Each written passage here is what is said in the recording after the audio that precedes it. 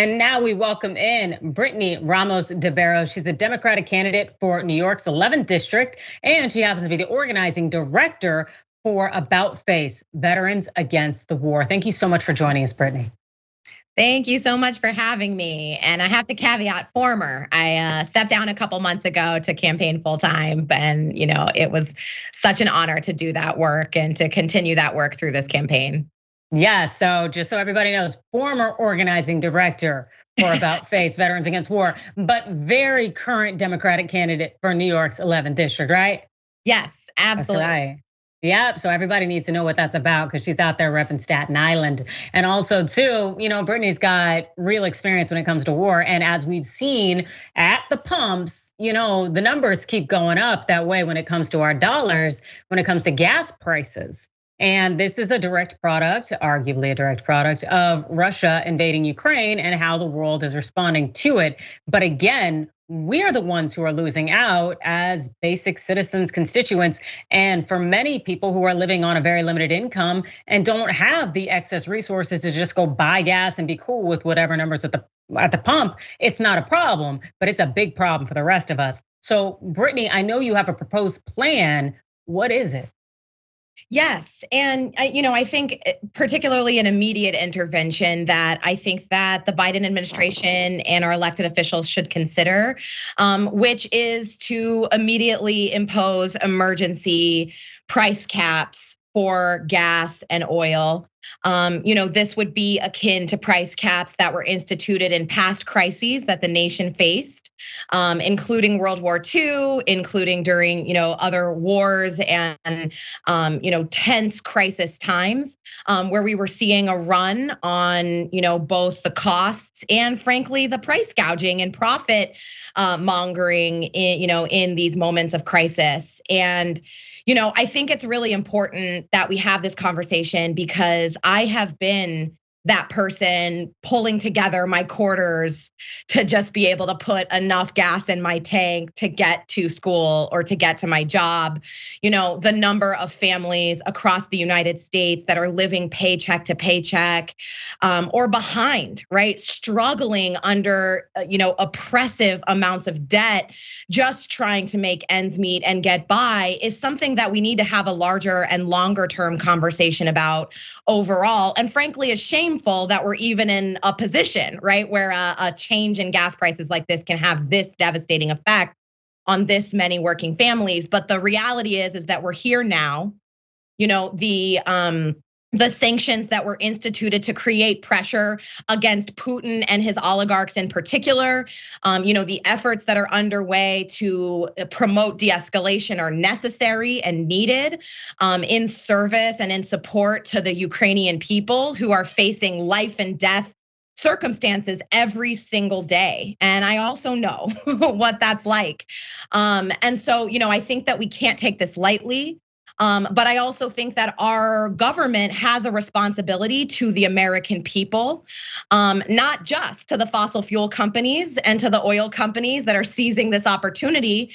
And the most immediate way to address the impact on working families and on small businesses that are already devastated from 2 years of pandemic and from all of the things that we've all already gone through is to institute price controls. And then from there, I think that there are additional ways that the administration can think about how to address profiteering in a moment like this, including windfall taxes and other policies that have also been instituted to make sure that there is fair dealing in the face of disaster.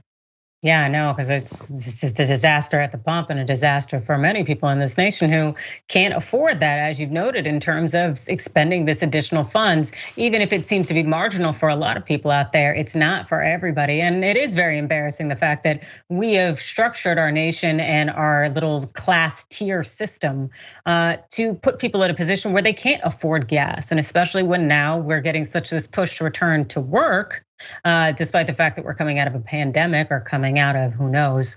But still, there are a lot of people still hurting, and that housing crisis is still very much alive.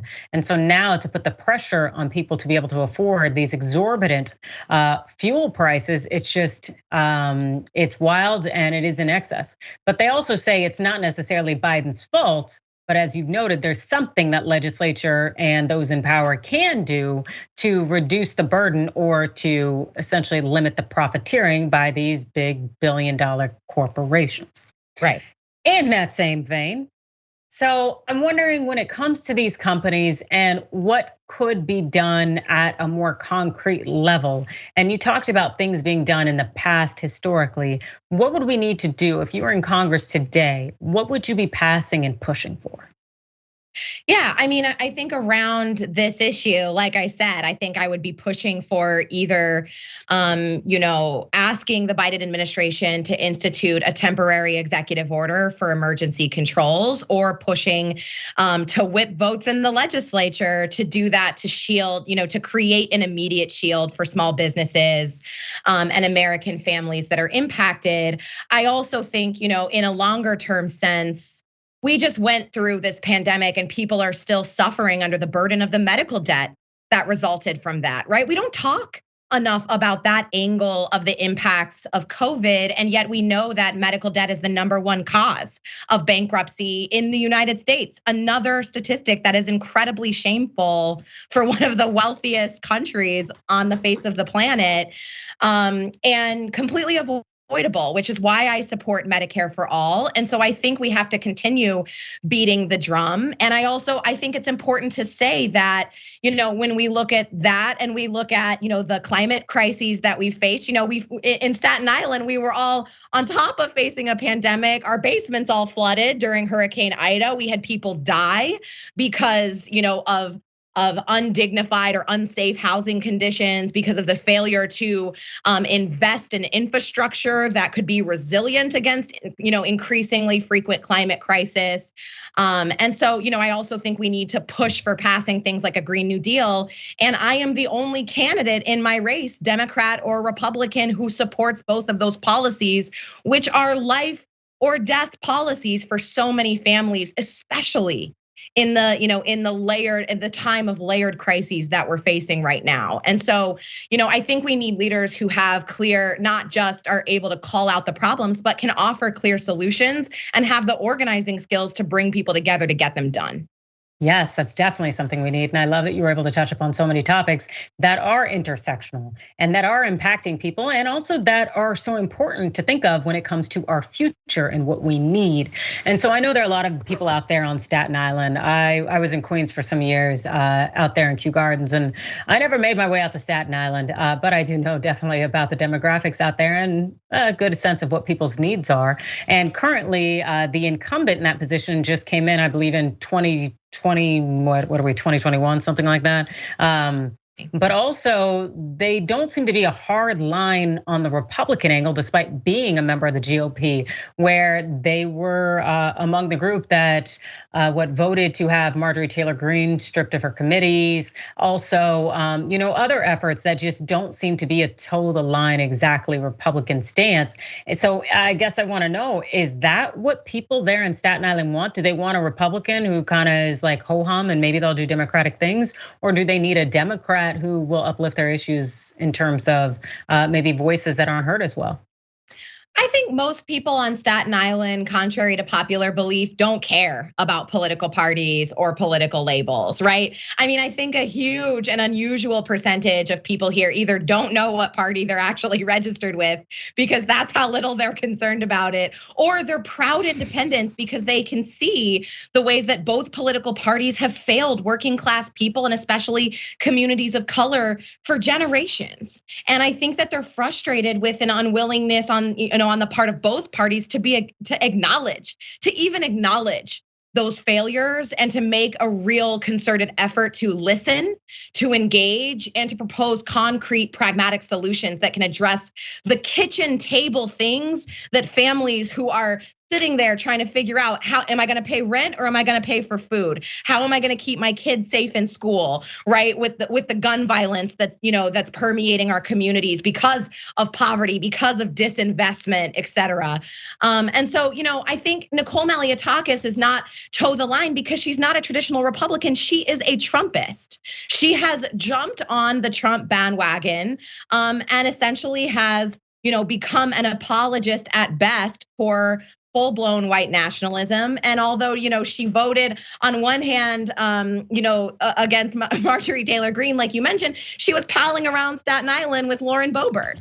Right. And so, and she has continuously refused to, take any accountability for voting against a legal democratic election in the United States of America that put our democracy in jeopardy in a way that I think is the most precise act of traitor behavior that I have ever seen in my personal life. And so, I think that we have to be real again about what we're up against. And I think that we need to check our assumptions about what the American people are hungry for. And I think people are not hungry for Republicans or Democrats. I think they're hungry for fighters for the working class and for everyday families who are loyal to our people, to our communities, to the needs of everyday families, and not to these corporate interests and the ultra wealthy. And it definitely sounds like you yourself are among those fighters. I know you have experience as a veteran yourself, and so you know what it is like to go to war. And it sounds like you're willing to go to war, proverbially speaking, for Staten Island and for New York's 11th district. And so I'm definitely very grateful for your fight and what you bring to the table as a proud Afro-Latina. I am definitely in support of you, and it sounds like you are on the right train. So can you please tell people who are watching where they can uplift you? They can uplift your campaign and listen more to your voice. Absolutely. And thank you so much for those kind words. You can check us out at brittanyforcongress.org, all spelled out normally, or on any social media platform, almost Brit, BRITT, number 4 Congress. We need your donations. We need you to amplify and help us spread the word. We need you to sign up as volunteers, whether you're remote or whether you're local. We are up against a lot of corporate interests, but we have a real shot and a powerful coalition that has coalesced around this campaign, and this victory will be a historic victory for New York 11. And I'm excited to not just, work hard to continue to make sure that we deliver that, but that we continue to deliver an agenda for the people that has, been too long overdue. Yes, thank you so much, Brittany, for joining us, and I wish you the best in your election. Can you remind people what date is that? Yes, New York primaries are June 28th, and you do have to be a registered Democrat to vote in that primary. So if you are a registered Democrat, or if you're not sure, make sure to check your registration. You can do that on our website. And if you are not a registered Democrat and it's too late, in your particular case, hope to earn your vote in the general, because this will still be a contentious general, and we'll need you to stick with us all the way through November. Yes, Brittany Ramos DeBarros, thank you so much for joining us. Thank you so much again for having me. Thanks for watching The Young Turks. Really appreciate it. Another way to show support is through YouTube memberships. You'll get to interact with us more. There's live chat emojis, badges. You've got emojis of me, Anna, John, JR. So those are super fun. But you also get playback of our exclusive member-only shows and specials right after they air. So all of that, all you gotta do is click that join button right underneath the video. Thank you.